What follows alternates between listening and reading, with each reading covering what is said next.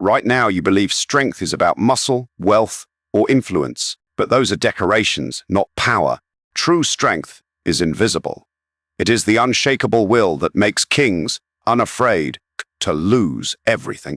The cold resolve that lets men walk through fire without blinking. While most people chase comfort, the strong train themselves to endure pain. They do not hope life will be kind. They prepare for when it is cruel. Every day the world is testing you. It is watching to see where you break, the bills you cannot pay, the betrayal you did not expect, the fear that keeps you awake at night. Ordinary men run from these trials. Extraordinary men use them. They do not wait for the storm to pass. They walk into it and come out sharper. Machiavelli wrote that fortune belongs to those who are disciplined, ruthless, and unafraid of sacrifice. This video is not about motivation. It is not about being liked. It is about forging a will so unyielding that nothing, not pain, not fear, not failure, can bend it. If you want comfort, leave now. But if you want to become untouchable, if you want to become inhumanly strong, keep watching. The first step to inhuman strength is to destroy the illusion that life will go easy on you. The world is not fair. It does not care if you are kind, talented, or full of potential. It is not waiting to reward you for your good behavior. It is sharpening its knives. And if you are hiding inside comfort, thinking you are safe, you are already losing. Look at the people around you. They cling to their routines like a child clutches a blanket. They wake up seeking warmth, pleasure, distraction. They avoid discomfort at all costs. And that is why they break so easily. One setback, one betrayal, one moment of real pressure, and they collapse. Because they never train themselves to suffer on purpose. Machiavelli understood this truth better than anyone. He warned princes never to grow soft inside their own walls. Comfort rots the core. A ruler who shields himself from hardship becomes weak, and weak rulers lose their crowns. The same is true for you. If you want to be unbreakable, you must choose your suffering before life chooses it for you. This means cutting out every luxury that dulls your edge. Wake earlier than you want. Work longer than you think you can endure. Deny yourself the little comforts you secretly know are softening you. The people who drain you. When you control your pain, it cannot be used against you. Think of a blade being forged. The metal is beaten, burned, and drowned over and over until it becomes something deadly. If you were that blade, how many strikes would you survive before you cracked? Every hardship you voluntarily face is another strike of the hammer, another blast of the fire, another step toward becoming unshatterable. Do not wait for life to test you on its terms. Test yourself first. Seek out the struggle deliberately, because when you own your pain, you own your power. When the world tries to crush you, it will find you already tempered like steel. The man who willingly suffers cannot be broken. Most people are prisoners in their own heads. They are ruled by impulses they do not even recognize. They speak before they think. They react before they calculate. They reveal themselves without meaning to. Their minds are open fields where anyone can walk in and plant seeds of fear, doubt, or desire. To become inhumanly strong, you must seal those gates. You must train your mind until it answers only to you. Not to fear, not to pleasure, not to the pressure of the crowd. Machiavelli admired leaders who could stand in chaos and remain unshaken. He rose because they treated every thought like a soldier under command. Nothing entered their judgment unless it proved useful. Rage was chained until it was time to strike. Compassion was stored until it served a purpose. Even joy was rationed, because too much of it makes a man careless. No. The first step is awareness. Most people drift through life reacting on instinct. They do not notice when they are being manipulated. A rumor spreads, and they believe it. A threat appears, and they retreat. A temptation glitters, and they grab it. But you will learn to pause. That single pause, that moment where you refuse to react, is the beginning of control. Now, picture your mind as a fortress with high stone walls. Every thought must be inspected at the gate. Is this fear valid, or is it just noise? Does this desire serve me, or does it enslave me? Is this anger useful, or will it expose me? If a thought does not pass inspection, it is turned away. Over time, this becomes second nature. Once you master this discipline, people will notice something different about you. You will move with quiet certainty. You will not flinch when insulted. You will not rush when pressured. You will not celebrate too loudly, even in victory, because you know victory is never final. And this calm will make others uneasy. They will wonder what you are thinking. They will wonder what you are planning. And fear grows fastest in the dark. When your decisions are no longer driven by emotion, you cannot be baited. You cannot be rushed. You cannot be played. Your enemies will try to guess what hurts you, and they will find nothing to grab onto. Build this mental fortress brick by brick. In moments of stress, slow yourself down instead of speeding up. In moments of pleasure, remind yourself it is temporary, not a throne to sit on. In moments of fear, remember that fear is only information, not a master. The man who commands his mind commands his fate. He does not live at the mercy of moods or events. While others are tossed around like leaves in the wind, he walks straight through the storm without bowing his head. And that is strength far greater than muscle or money, because it cannot be taken away. When your mind becomes a fortress, no whisper can sway you. No insult can unbalance you. No temptation can pull you off course. You will act when you choose to act. You will strike when you decide to strike, and the world will realize that you are no ordinary man. You are something far more dangerous. Most people think strength lives in the body. They imagine that if they just build more muscle, run more miles, or eat the perfect diet, they will become powerful. But the truth is harsher. The body is not strength itself. It is only a servant. And like any servant, it must obey or it becomes the master. Look at the world today. People do not command their bodies. They negotiate with them. I will work if I feel rested. I will move if I feel motivated. I will push if it is comfortable. They treat their own flesh like a spoiled child, always bargaining, never disciplining. And then they wonder why their will feels weak. Machiavelli would call this foolishness. A ruler who cannot command his own household is unfit to command a state. Likewise, a man who cannot control his own body is unfit to control his destiny. Your flesh should not tell you when to move, when to stop, when to eat, or when to rest. You give the orders. This does not mean you should become obsessed with appearances. Vanity is weakness in disguise. Men who train only to look impressive are slaves to the mirror. They do not own their strength. They rent it from the approval of others. When their body fails, their pride crumbles with it. True command of the body is not about sculpting it for applause. It is about forging it into a weapon, one that answers instantly when called upon. Can you wake at dawn without protest? Can you endure hunger without complaint? Can you keep working long after exhaustion tells you to quit? These are not questions of fitness. They are questions of power. Your body is a tool, nothing more. And like any tool, it dulls if you do not use it. Push it daily, not to show off, but to prove that your will is stronger than your flesh.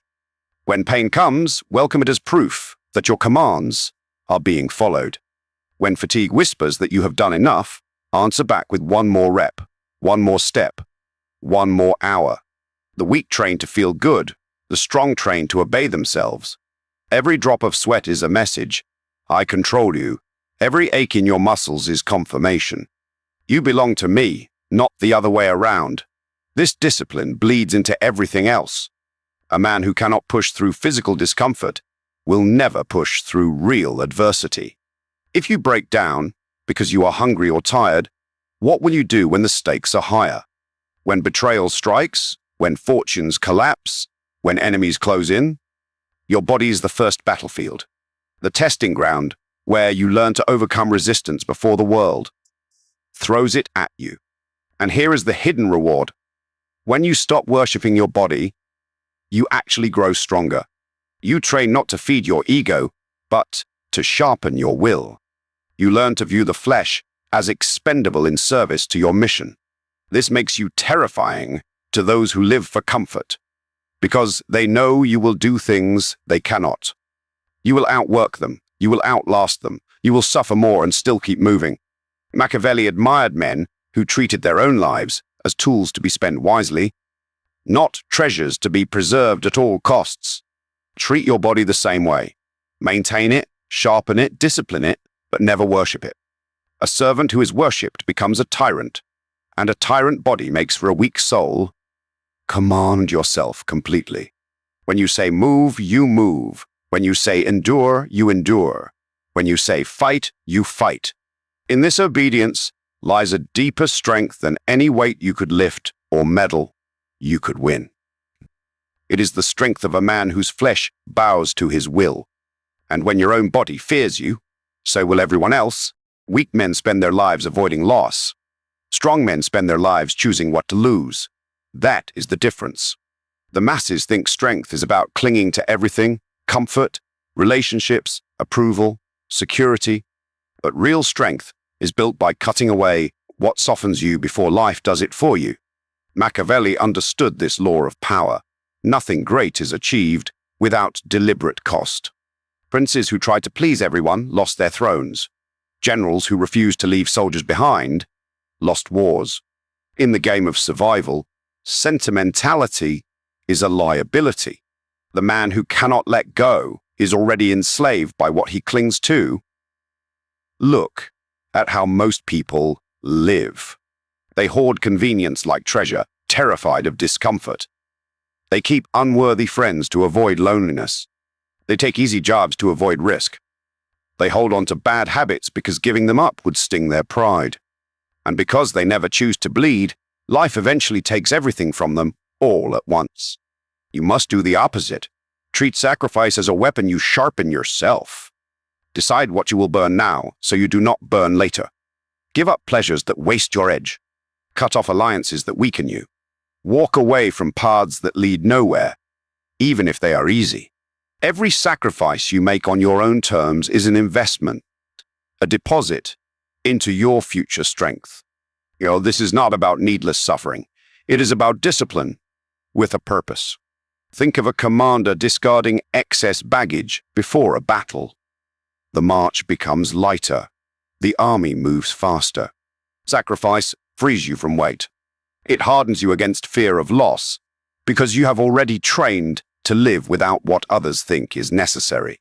The more you voluntarily let go, the more dangerous you become. When others are terrified of losing money, you have already learned to live lean. When others are terrified of losing comfort, you have already slept on cold floors. When others are terrified of losing friends, you have already walked alone. What can they use against you if you have already surrendered everything they would take? There is a reason Machiavelli praised rulers who placed survival above sentiment. He knew that a prince willing to sacrifice his own comfort, even his own reputation, could not be cornered. Such men appear ruthless, but in truth, they are simply free from the fear of loss. Start small. Give up one indulgence every week. Not forever, but long enough to prove you control it. Not the other way around. Refuse one invitation you secretly do not need. Spend one evening working instead of distracting yourself. Each act of sacrifice is not weakness. It is proof that you are carving yourself into something sharper than circumstance. Do not confuse this with self-punishment. You are not destroying yourself. You are sculpting yourself. Michelangelo once said he carved statues by chipping away everything that was not part of the figure. Sacrifice works the same way. You chip away weakness until only power remains. When you master sacrifice, you terrify people without trying. They see a man who cannot be bribed by comfort, slowed by luxury, or paralyzed by fear of loneliness. They see someone who will choose his mission over his feelings every time. And that makes you dangerous. Because if you are willing to give up what others worship, you can take everything they thought was untouchable. The man who treats sacrifice as an ally is no longer hostage to the world. He does not cling to possessions, titles, or approval. And because of that, he cannot be manipulated. He chooses what to lose, and in choosing, he wins. The strongest man is not simply the one who can endure more pain or impose more willpower. It is the one who cannot be read, cannot be anticipated, cannot be cornered. When people know exactly who you are and how you will react, they know how to defeat you.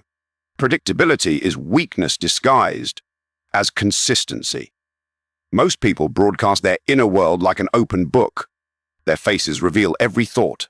Their routines never change. Their words betray their fears and their desires. One insult and they explode. One compliment and they soften. They are like machines with visible buttons. Press the right one and you control them completely. To be inhumanly strong, you must remove those buttons. Machiavelli admired rulers who concealed their motives and shifted their behavior with precision. They were not erratic. They were strategic. Their enemies could never tell if they would yield or strike, forgive or destroy. This uncertainty was itself a weapon. Start by concealing your emotions, not by faking cheerfulness, but by becoming unreadable. When something angers you, do not show it. When something pleases you, do not show it. When something frightens you especially, do not show it. People fear what they cannot measure, and they cannot measure a man whose face is a mask.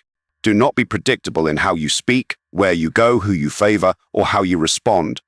Let people think they understand you, then prove them wrong at the moment it matters most. Uncertainty breeds caution, and cautious people do not attack. When you are unreadable, your strength multiplies. Competitors hesitate, unsure how to challenge you.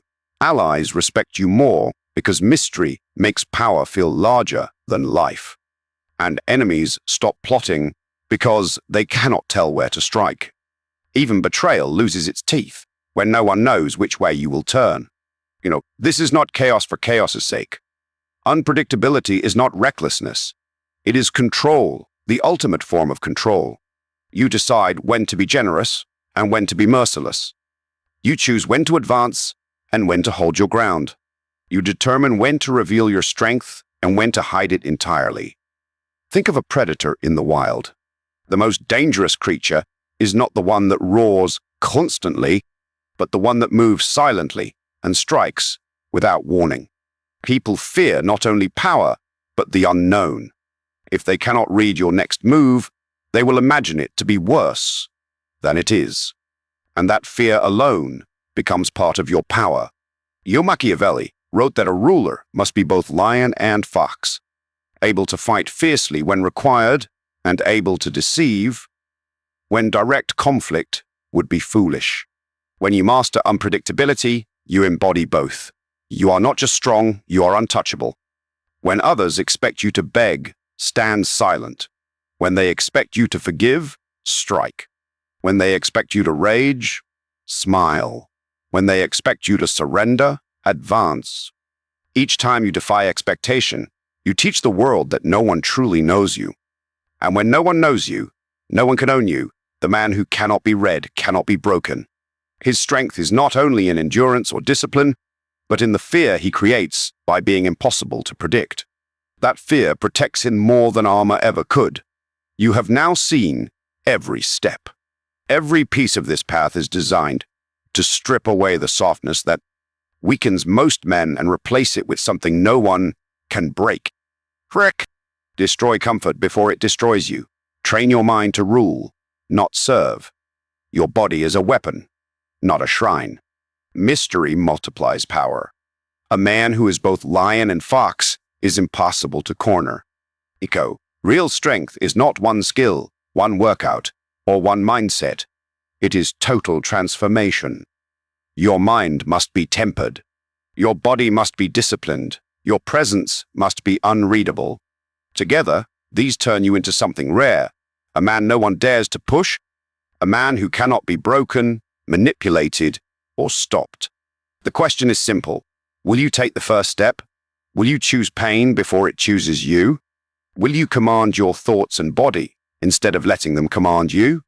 Will you stay mysterious enough to keep enemies guessing and allies respectful?